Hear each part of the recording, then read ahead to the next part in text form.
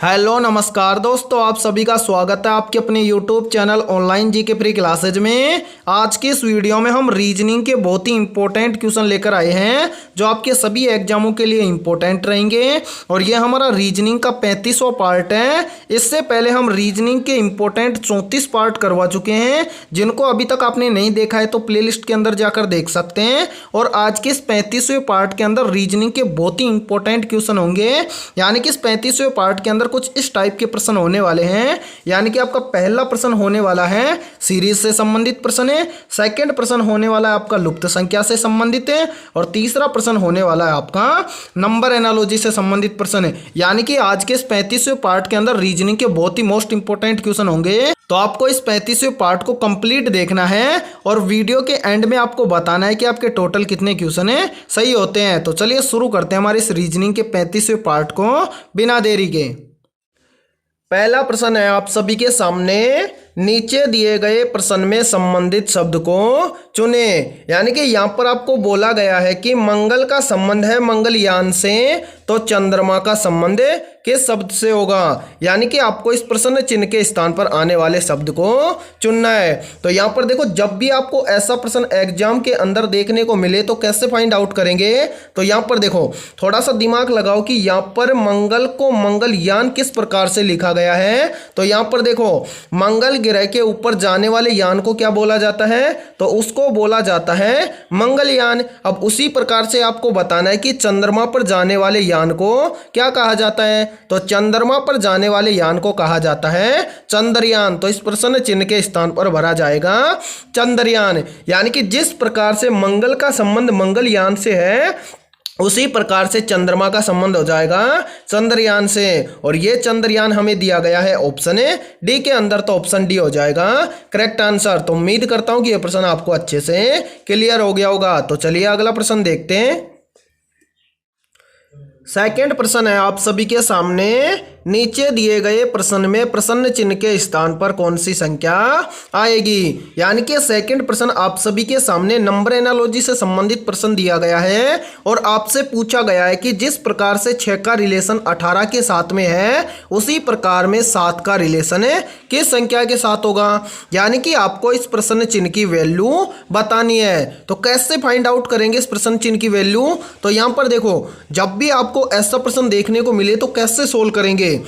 तो क्या करना है, आपको सबसे पहले यहां पर देखना है कि यहां पर 6 से 18 कैसे लिखा गया है। तो यहां पर देखो, काफ़ी बच्चे बोलेंगे कि सर ये 18 इस तरह भी तो लिखा जा सकता है कि 6 का मल्टीप्लाई हम 3 के साथ कर देंगे तो कितना हो जाएगा 18, जो कि यहां पर दिया गया है। अच्छा, तो ये लॉजिक यदि लगेगा तो सेम लॉजिक क्या करना है, इसके अंदर भी लगाना है। तो क्या करेंगे, यहां पर देखो 7 का गुणा हम कर देंगे किसके साथ में, 3 के साथ में। तो 7 या कितना हो जाएगा 21। यानी कि आपके अकॉर्डिंग इस प्रश्न चिन्ह के स्थान पर कितना आना चाहिए 21। अब आपको देखना है कि ये 21 आपको किसी ऑप्शन में देखने को मिल रहा है क्या। नहीं सर, ये 21 तो हमें ऑप्शन में नहीं देखने को मिल रहा। तो यानी कि इस प्रकार से हम इस प्रश्न को सोल्व नहीं कर सकते।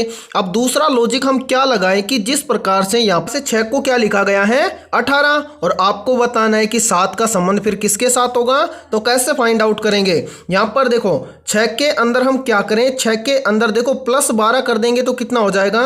तो 6 के अंदर हम प्लस 12 कर देंगे तो हो जाएगा 18, जो कि यहां पर दिया गया है। अब सेम रूल लगाएंगे किसके अंदर, 7 के अंदर। तो यहां पर देखो 7 के अंदर हम क्या कर देंगे, प्लस कर देंगे 12। तो 7 और 12 कितना हो जाएगा 19। यानी कि इस प्रश्न चिन्ह के स्थान पर भरा जाएगा 19। अब आपको देखना है कि 19 आपको किस ऑप्शन में दिया गया है। तो सर ये हमें दिया गया है ऑप्शन ए के अंदर, तो ऑप्शन ए हो जाएगा करेक्ट आंसर। तो उम्मीद करता हूं कि ये प्रश्न भी आपको बहुत अच्छे से क्लियर हो गया होगा। तो चलिए अगला प्रश्न देखते हैं। तीसरा प्रश्न है आप सभी के सामने, नीचे दी गई श्रृंखला को पूरा करें। यानी कि तीसरा प्रश्न आप सभी के सामने सीरीज से संबंधित प्रश्न दिया गया है और आपसे पूछा गया है कि इस प्रश्न चिन्ह के स्थान पर कौन सी संख्या आएगी। तो फटाफट से इस वीडियो को रोक के आपको बताना है कि इस प्रश्न चिन्ह के स्थान पर कौन सी संख्या भरी जाएगी। तो उम्मीद करता हूं कि आपने इस प्रश्न को जरूर सोल्व किया होगा। तो यहाँ पर देखो कैसे सोल्व करेंगे। तो जब भी आपको सीरीज से संबंधित प्रश्न देखने को मिले तो सबसे पहले आपको क्या करना है, सीरीज को ध्यान से देखना है कि सीरीज में आपको क्या दिया गया है और उस सीरीज के अंदर क्या हुआ है, संख्या बढ़ी है या फिर घटी है। तो यहाँ पर देखो सीरीज में हमें क्या क्या दिया गया है, तो सीरीज में दिया गया है 17, 13, 11, 7 और 5। और इस 5 के बाद में आपको क्या करना है, इस प्रश्न चिन्ह के स्थान पर आने वाली संख्या बतानी है।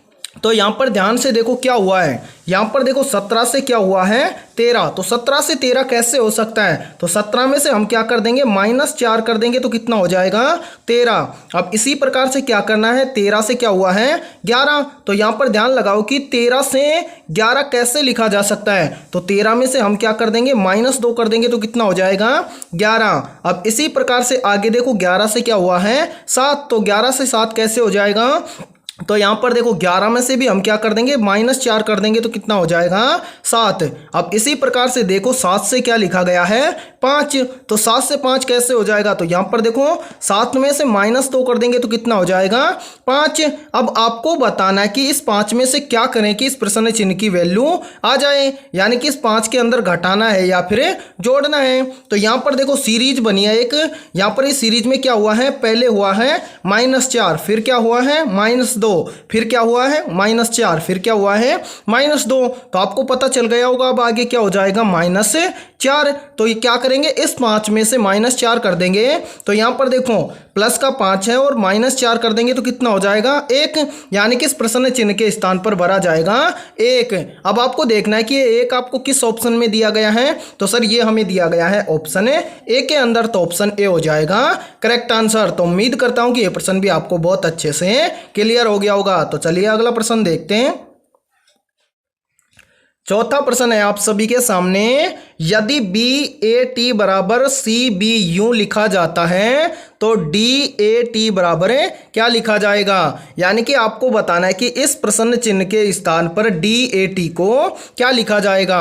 तो यहाँ पर आपके सामने जो चौथा प्रश्न दिया गया है ये कोडिंग डिकोडिंग से संबंधित प्रश्न दिया गया है और यहाँ पर आपको बोला गया है कि जिस प्रकार से BAT को क्या लिखा गया है, BAT बराबर लिखा गया है CBU, उसी प्रकार से आपको बताना है कि DAT को क्या लिखा जाएगा।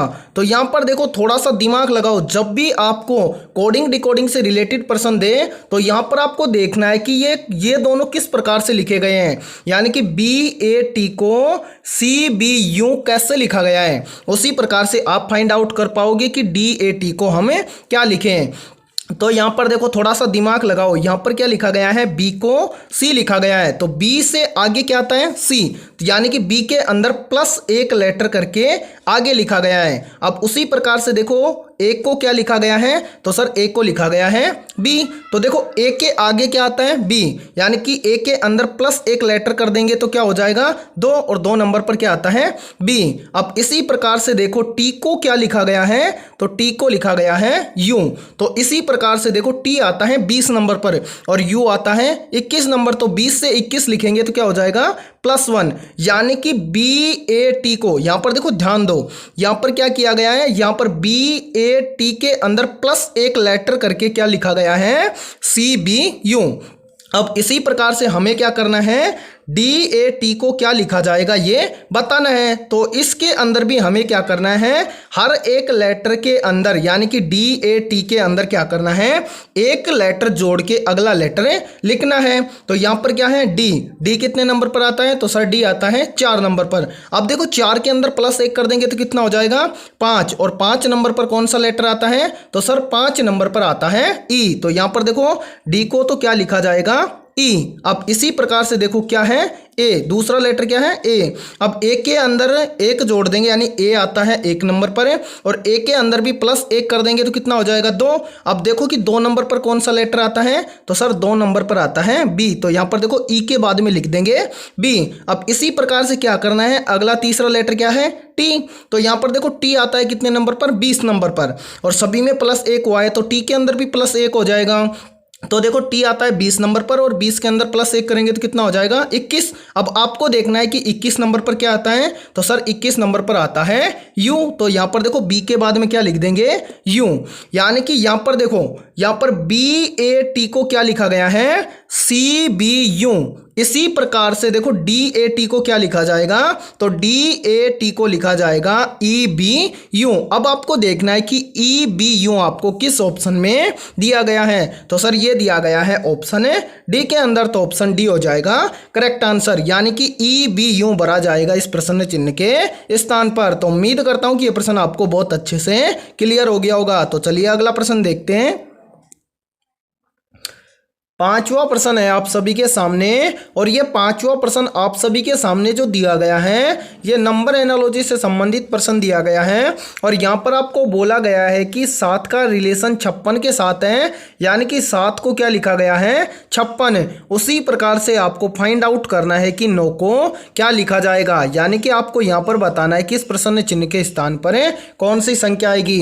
तो जल्दी से आपको क्या करना है, इस वीडियो को रोकना है, और रोकने के बाद में आपको अपने स्तर से इस प्रश्न को सोल्व करके बताना है कि इस प्रश्न चिन्ह के स्थान पर कौन सी संख्या आएगी। तो उम्मीद करता हूं कि आपने इस प्रश्न को जरूर सोल्व किया होगा।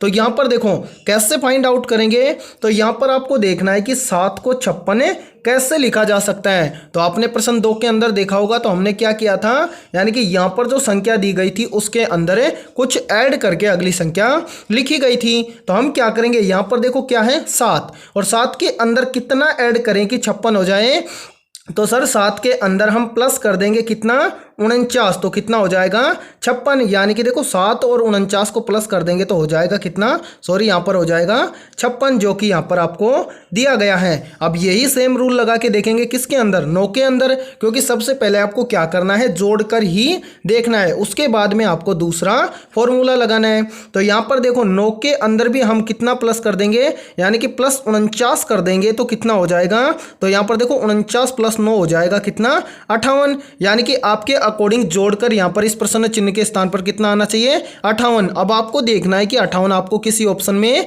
दिया गया है क्या, तो सर नहीं, और 58 तो हमें किसी भी ऑप्शन में नहीं दिया गया है, यानी कि इस प्रकार से हम इस प्रश्न को सोल्व नहीं कर सकते। अब देखो कि हम दूसरा फॉर्मूला क्या लगाएं कि यहां पर इस प्रश्न चिन्ह की वैल्यू फाइंड आउट हो जाए। तो यहां पर देखो हम क्या करेंगे, जब भी आपको ऐसा प्रश्न देखने को मिले तो क्या करेंगे, यहां पर देखो यहां पर 7 से 56 कैसे लिखा जा सकता है।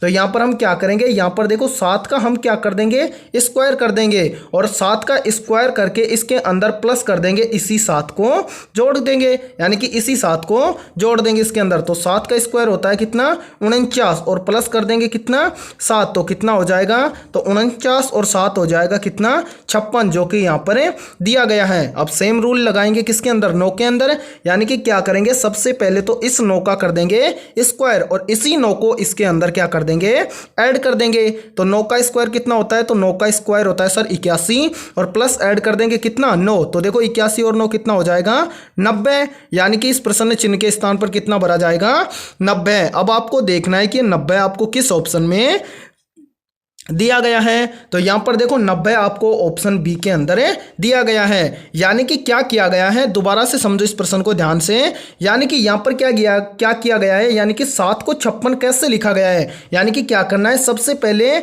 पहली संख्या यानी कि जो 7 को क्या लिखा गया है 56, तो इस 7 का क्या करना है स्क्वायर करना है, और इसी 7 को क्या करना है इसके अंदर ऐड करना है। तो 7 का स्क्वायर हो जाएगा कितना 49, और 49 के अंदर ऐड कर देंगे कितना 7, तो कितना हो जाएगा 56, जो कि यहाँ पर दिया गया है। सेम रूल फॉलो करना है किसके अंदर 9 के अंदर। तो सबसे पहले क्या करना है 9 का स्क्वायर करना है, और 9 के स्क्वायर में ऐड करना है 9। तो देखो 9 का स्क्वायर होता है 81, और ऐड कर देंगे कितना 9, तो 81 में 9 को ऐड करेंगे तो कितना हो जाएगा 90। अब आपको देखना है कि 90 किसी ऑप्शन में आपको देखने को मिल रहा है क्या, तो सर ये मिल रहा है हमें ऑप्शन बी के अंदर, तो ऑप्शन बी हो जाएगा करेक्ट आंसर, यानी कि इस प्रश्न चिन्ह के स्थान पर भरा जाएगा 90। तो उम्मीद करता हूं कि यह प्रश्न भी आपको बहुत अच्छे से क्लियर हो गया होगा। तो आज की इस वीडियो में इतना ही। वीडियो पसंद आई है तो इस वीडियो को लाइक कर दो, और चैनल पर यदि आप पहली बार जुड़े हो तो चैनल को कर लो सब्सक्राइब, और साथ में बेल आइकन को प्रेस करना, ताकि आने वाली नई वीडियो का नोटिफिकेशन भी आपको मिल सके। और 5 में से आपके कितने क्वेश्चन सही हुए हैं सभी को कमेंट सेक्शन में बताना है। तो फिर मिलते हैं ऐसे इंपॉर्टेंट क्वेश्चनों के साथ सुबह 7 बजे।